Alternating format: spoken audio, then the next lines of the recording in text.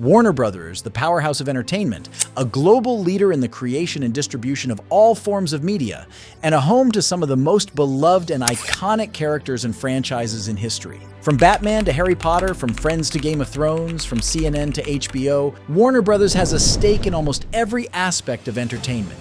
But how did this company become such a powerhouse? Let's find out. But before we dive into the video, make sure you hit that like button, subscribe to my channel, and turn on the notification bell so you don't miss any of my future videos.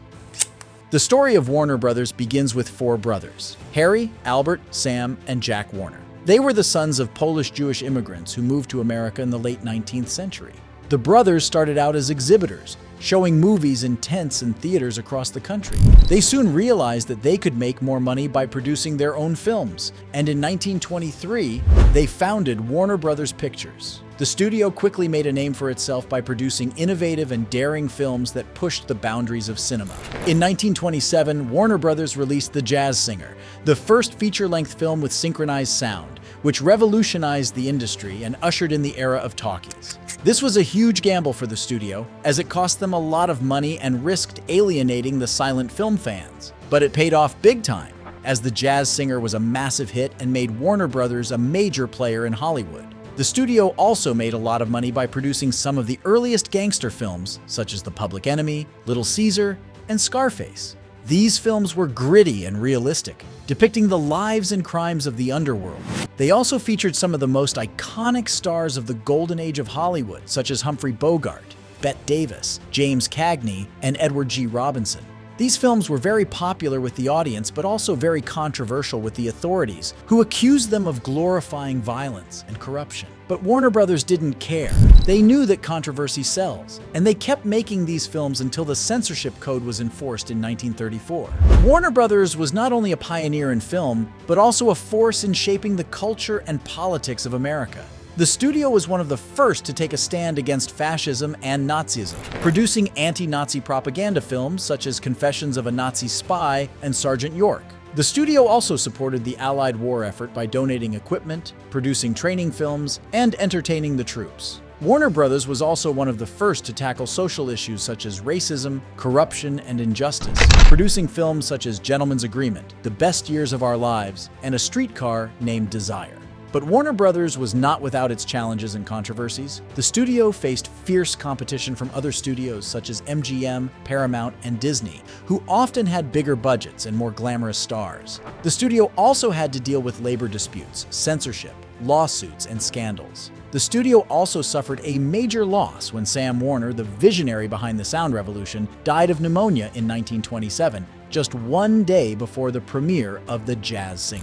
The studio also had to adapt to the changing times and tastes of the audience. In the 1950s, Warner Brothers faced the threat of television, which lured away many moviegoers. The studio responded by investing in new technologies such as color, widescreen, and 3D, and producing spectacular epics such as The Adventures of Robin Hood, The Treasure of the Sierra Madre, and Ben-Hur. The studio also diversified into television production, creating some of the most popular and influential shows of the time, such as Maverick, 77 Sunset Strip, and The Twilight Zone. In the 1960s and 1970s, Warner Brothers entered a period of decline and turmoil as the studio struggled to keep up with the new wave of filmmakers and genres that emerged in the era.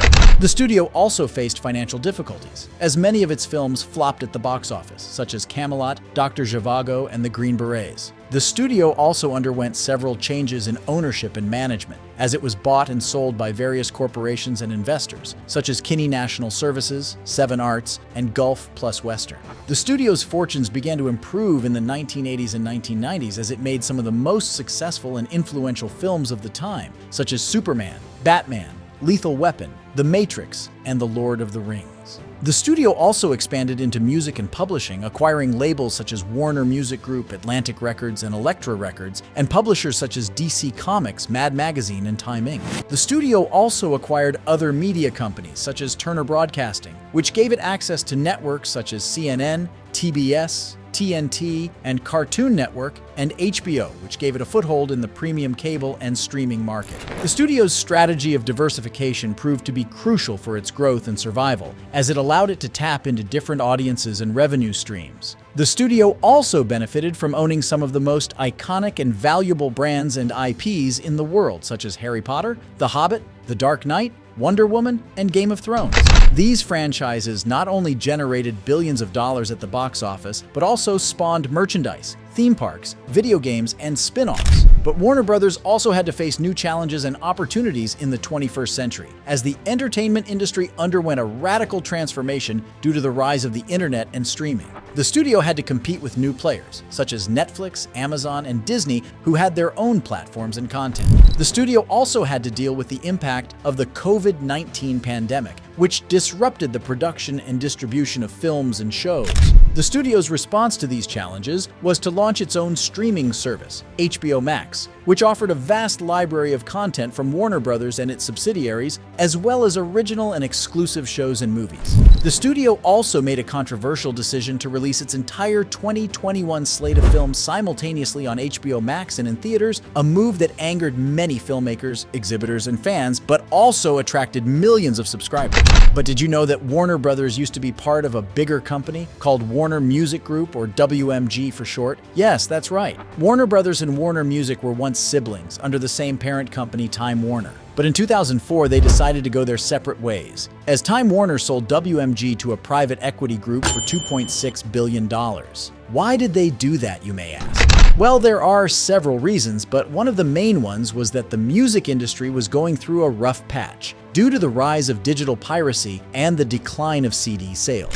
Time Warner wanted to focus on its more profitable businesses, such as film, television, and cable. But guess what? The separation turned out to be a blessing in disguise for both Warner Brothers and Warner Music. Both companies have thrived since then, thanks to their innovation and adaptation to the changing market. Warner Brothers has embraced the streaming revolution, launching its own platform, HBO Max, and releasing its films simultaneously in theaters and online. Warner Music has also benefited from the growth of digital revenue, especially from streaming services such as Spotify, Apple Music, and YouTube.